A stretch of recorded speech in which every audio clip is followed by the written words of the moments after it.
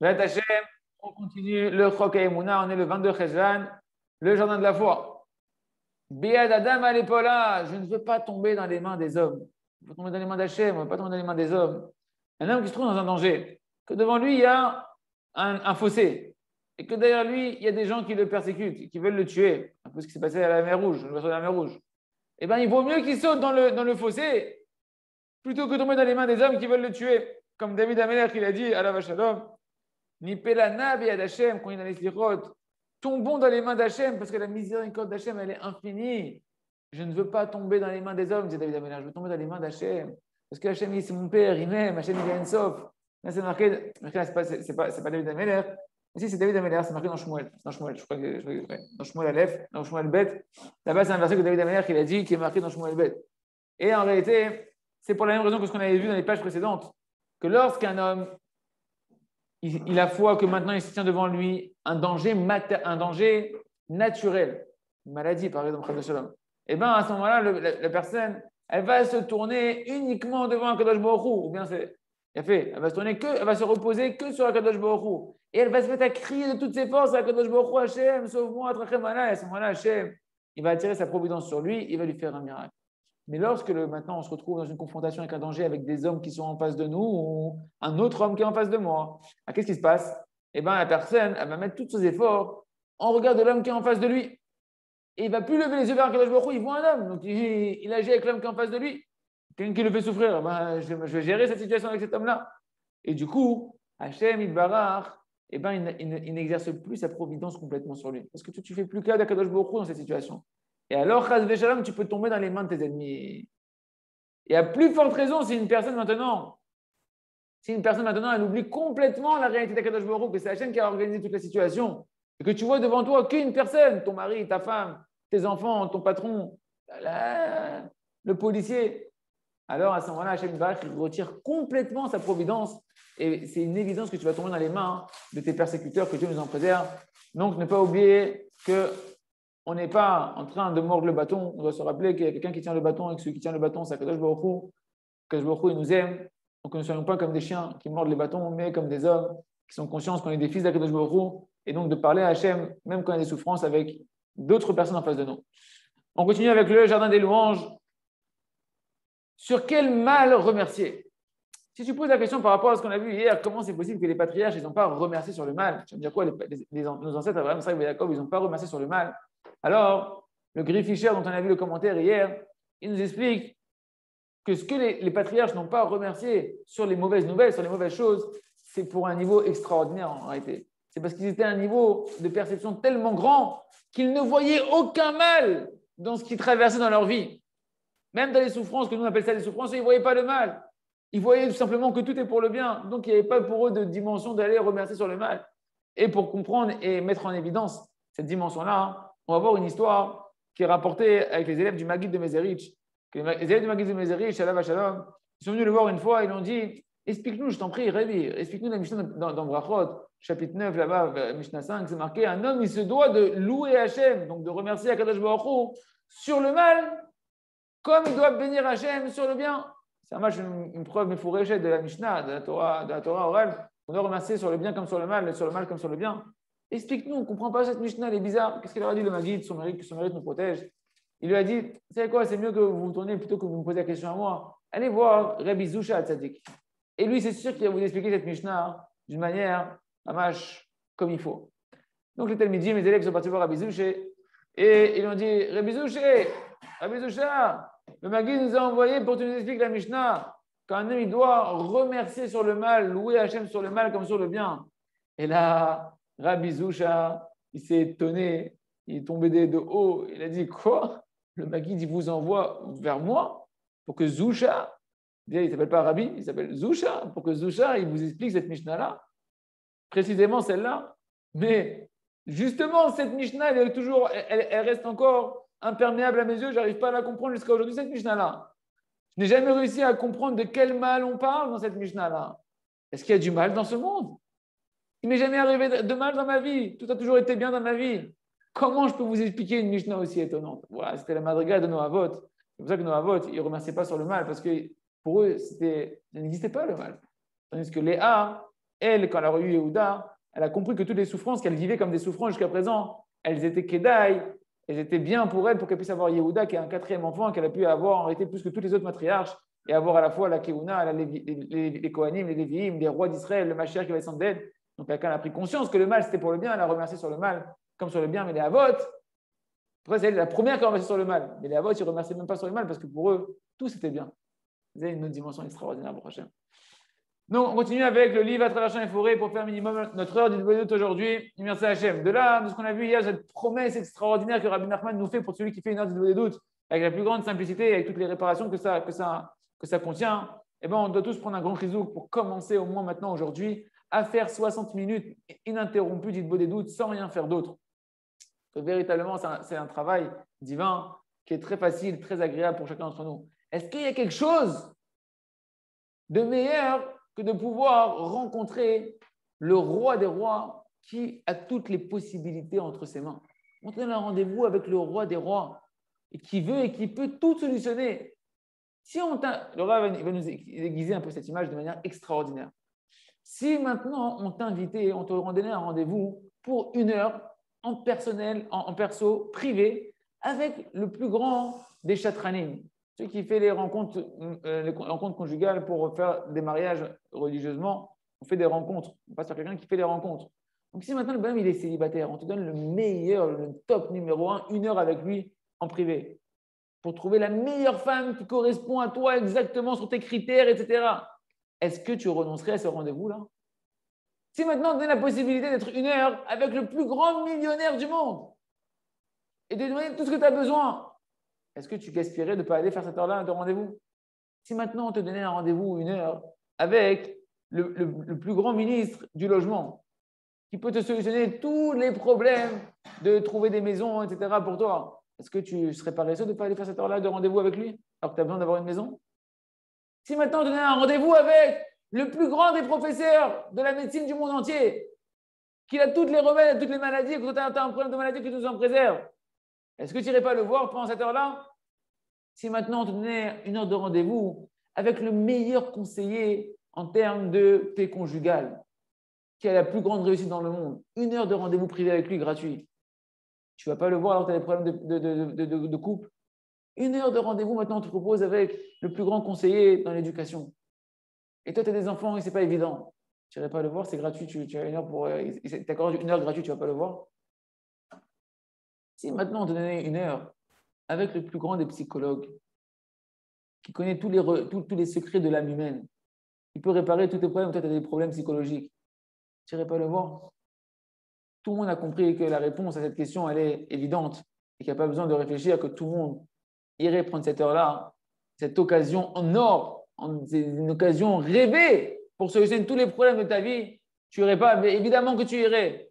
Eh bien, vous avez compris la parabole, c'est que Kadosh Baruch Hu, c'est lui, celui qui fait les rencontres, le meilleur pour faire les rencontres entre les couples. C'est lui le plus grand des docteurs. C'est lui le plus grand millionnaire, milliardaire du monde entier. C'est lui qui est le ministre de tous les logements. C'est le meilleur éducateur. C'est le meilleur conseiller marital. C'est le plus grand psychologue. Kadosh Baruch Hu, c'est tout ça en même temps. C'est le roi des rois. C'est ton père et il t'aime. Et il t'offre tous les jours gratuit. Tu peux venir autant de temps que tu veux, au moins 1 heure. Mais lui, il est prêt plus. Toi, tu es Tahmar, mais lui, il est prêt plus que 1 heure. Comme c'est marqué Hachem Tov la kol. Dans Hachem, je vais te rendre, on dit Hachem, il est bon pour tous. Rabbi Nachman, il dit c'est quoi, il est bon pour tous? Tov, Hachem, il est bon pour tout, quoi. Il est bon pour la parnassa, il est bon pour la santé, il est bon pour le zivouk. Il est bon pour tout. Arrête de chercher midi à 14h. Il y a le mec, c'est à 14h que tu cherches. Il cherche à 14h, à 15h, à 16h. Pas à midi. 1 heure. Chatzot. Alors, c'est important, vous qui êtes en train d'écouter ces paroles-là ou de lire ces paroles-là, que vous ne connaissez pas, c'est quoi encore une heure de doute exactement, savoir que cette heure-là, on peut la faire dans n'importe quel endroit, on peut la faire dans n'importe quel moment, on peut la faire de la manière dont tu as envie, dans la langue que tu veux, avec les mots les plus simples et les plus naturels, comment tu parles, ton jargon, ton quotidien, tu parles comme ça, Kadosh Baruch Hu, ne commence pas à prendre un langage poétique comme David Ameller, tu vas t'y perdre, tu vas pas t'y retrouver. Un homme, il a faim, il peut manger avant, un homme, il est fatigué, il peut se reposer avant. Il peut mettre le masgan s'il a chaud, il peut mettre le chauffage s'il a froid. Tu peux faire ce que tu veux, ce n'est pas la Hamida ici. Tu étais avec Hachem, en live avec Kadosh Baruch Hu. Tu peux te promener, t'asseoir, tu peux t'allonger. Aïka, que la personne en réalité, elle se tracasse d'avoir les meilleures conditions pour être le plus à l'aise, pour pouvoir déverser son cœur pendant cette heure du des doutes, avec un yeshuv de pouvoir avoir une tranquillité d'esprit, asseoir son esprit et pouvoir déverser son cœur devant celui qui a parlé et qui a créé le monde et qui est prêt maintenant à solutionner tous tes problèmes. Et ratonne que chacun se réveille et fasse minimum une heure du doute. Aujourd'hui, on continue avec le jardin de la sagesse. Si maintenant le chacham, le philosophe, s'il décide maintenant qu'il cherche il cherche un but à la vie, s'il décide de continuer à chercher ce but-là avec son intellect personnel, d'accord, comme il a fait jusqu'à présent, alors, de la même manière qu'avant il arrivait à des erreurs avec son intellect personnel, qui pensait que c'était bien pour lui de vagabonder dans le monde pour rassasier ses yeux des beautés de ce monde-là, et bien c'est évident qu'avec son intellect encore, il va encore se tromper et encore trouver une autre direction, un autre but de la vie qui ne sera toujours pas le but pour lequel il a été créé. Et c'est pourquoi, c'est ce qui se passe justement que le chacham, il va continuer ce stage, il va continuer à aller dans son mauvais chemin. Parce que, miskin, il ne réfléchit toujours pas avec l'intellect d'Akadosh Baruch Hu. Et c'est ce que nous dit Rabbi dans le conte. Il trille l'archov, il a commencé à réfléchir avec sa philosophie à lui, c'est quoi le but de la vie. Il a eu une bonne question, sa neshama lui a envoyé une bonne question, réfléchit un peu au but. Et il est reparti avec sa philosophie, qu'est-ce qu'il doit faire. Et Rabbi Akadosh, il veut en fait ici nous mettre en relief que le chacham, le sage, il a commencé à réfléchir avec sa philosophie. C'est quoi avec sa philosophie? Avec son orgueil. Parce que son orgueil, il a fait que continuer à grandir et à grossir. Il pense que lui, lui, il est chacham, lui, il va penser. Bekitsour, il est resté avec son hérésie. Parce que n'est-ce pas que ce sage-là, il n'a pas décidé maintenant, il n'a pas fait une décision de changer de manière, de direction, de diriger sa vie de manière différente à partir du point de la vérité, de réfléchir maintenant avec le but véritable. C'est quoi le but véritable de ma vie? Mais non, on voit qu'en réalité, il s'est juste fatigué du plaisir qu'il avait de vagabonder. Et maintenant, c'est quoi le but de sa vie? Trouver un autre plaisir. Il faut que je me trouve un nouveau plaisir pour me satisfaire dans ma vie, selon mes désirs personnels de mon cœur. Et c'est quoi le plus grand désir qu'il a trouvé? C'est de commencer à travailler son intellect, de réfléchir, de devenir quelqu'un d'intelligent. Comment on va voir que justement, il a continué à réfléchir c'est quoi le but de la vie. Et il s'est dit, ah, ben le but maintenant, je vais être un orfèvre. Après, non, mais c'est quoi? C'est pas suffisant. Je vais devenir un diamantaire, etc. Je vais devenir un docteur. Miskin la bonne Adam, il gaspille son temps derrière des buts futiles. C'est-à-dire qu'au final, en allant avec son intellect à lui personnel, eh ben, il a continué à aller après les désirs de son cœur et il n'est pas arrivé au but pour lequel il a été créé. On continue avec le livre Or Hadash. On ne se perturbe pas l'esprit, on ne s'embrouille pas l'esprit en fonction des conséquences de nos efforts. Qu'est-ce qui s'est passé avec notre homme qui voulait sortir de la colère, qui a tout essayé, les psychologues, les tartologues, les rabbanim, jusqu'à arriver à la cassette du Rav, qui a dit que le seul conseil, c'est de prier à Kadosh Baruch Hu tous les jours, au moins un quart d'heure, une demi-heure pour annuler la colère qui est en lui. Et qui a commencé à faire ce chemin-là. Qu'est-ce qui s'est passé? Au moment de l'épreuve, eh bien, effectivement, il s'est mis en colère. Et des fois, il s'est mis en colère très fortement. Mais il ne s'est pas brisé.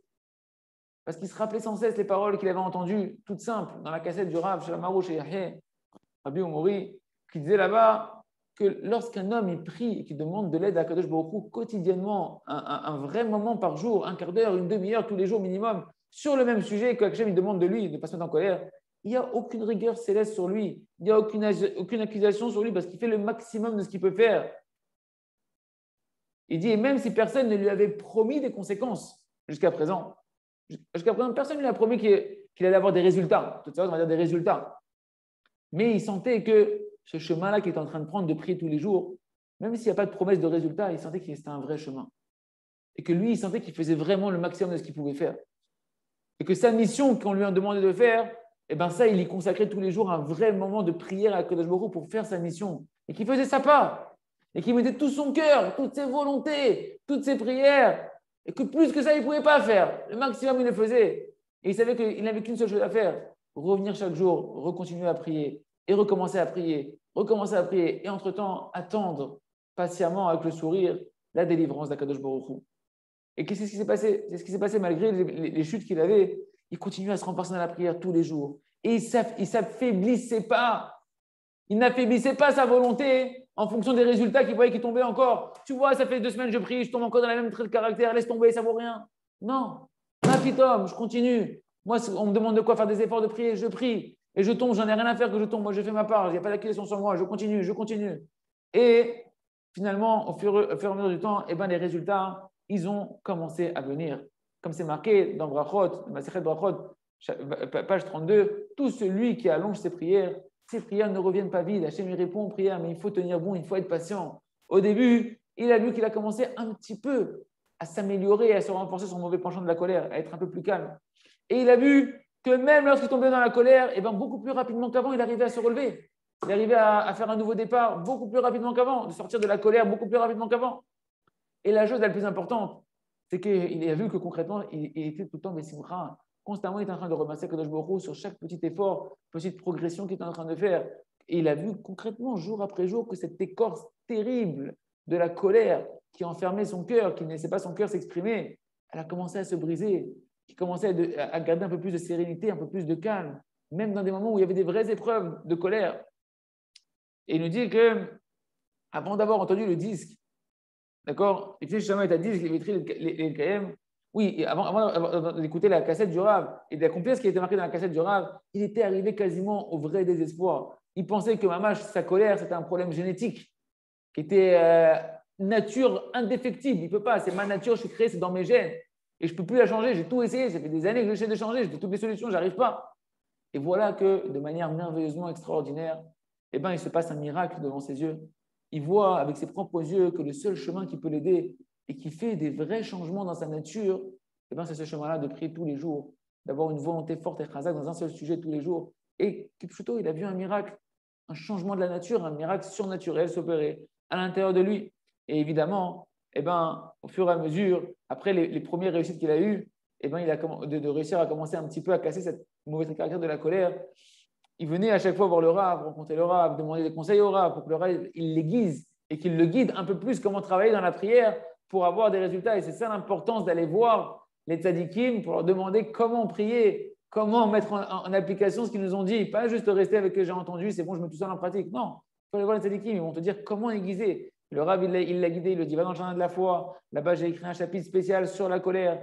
Comme c'est marqué, il a ramené les versets qui sont marqués là-bas dans Shlomo HaMelech qui dit que la colère, elle siège dans le cœur des idiots. Sous-entendu, c'est-à-dire quoi? Que la colère, en réalité, c'est qu'un manque de connaissance, de conscience d'Hachem. L'idiotie, c'est de ne pas avoir conscience d'Akadosh Baruch Hu. Et il le dit, il faut que tu demandes beaucoup auprès d'Akadosh Baruch Hu. Akadosh Baruch Hu, il te donne de l'intellect de la foi, de la compréhension de la foi. Sur le sujet de la colère, d'avoir l'intellect de la Emouna, comment voir avec la Emouna le sujet de la colère? Et demander à Akadosh Baruch Hu qu'il te donne de la connaissance par montée gratuite, une connaissance totale, pour que tu puisses annuler complètement la colère qui est à l'intérieur de toi. Et voilà qu'au fur et à mesure, à force de parler avec Kadosh Baruch Hu et d'avoir les conseils du Rav et de lire le livre Jardin de la foi, etc., eh ben, il a commencé à demander à Kadosh Baruch Hu qu'il donne la bonne compréhension, la compréhension simple, de pouvoir voir Kadosh Baruch Hu partout, d'annuler de lui tout le trait de caractère de la colère. Et il a commencé à prier à Kadosh Baruch Hu et Hachem, donne-moi de la foi à Kadosh Baruch Hu, qu'il n'y a rien qui peut me faire, il y a rien qui peut agir dans ma vie hormis toi, personne ne peut me faire quoi que ce soit. Que tout est entre tes mains, que Kadosh Baruch Hu aide-moi ma foi, que celui qui me fait des souffrances, qui me fait mettre en colère, en réalité, c'est qu'un bâton qui est entre tes mains. Pour mon bien, il a été envoyé ce bâton. Pour mon bien, mamash, mon vrai bien véritable, éternel, pour me réveiller, à me rapprocher de toi. Kadosh Baruch Hu, aide-moi. Et comme ça, il a mérité Kadosh Baruch Hu, aide-moi, que constamment, je puisse annuler ma volonté dans ta volonté. Si ta volonté en ce moment, c'est que je vis cette situation qui n'est pas agréable, aide-moi à m'annuler à ta volonté, Kadosh Baruch Hu. Et comme ça, il a continué à prier jour après jour pendant 2 ans. 2 ans, prière quotidienne, une demi-heure par jour, un quart d'heure par jour, 45 minutes par jour, en fonction et tous les jours, un vrai moment de prière, de travailler sa volonté, de demander l'aide à Kadosh Baruch Hu, jusqu'à ce qu'il a mérité, à la fin de ces 2 ans-là, de recevoir véritablement en cadeau la conscience de la Emouna qui lui manquait jusqu'à présent, qui faisait qu'il n'arrivait pas à contrôler sa colère. Et il a commencé à avoir Mamash Hachem dans toutes les situations de sa vie, jusqu'à ce qu'il a mérité d'annuler complètement cette trait de caractère maudit qui est la colère.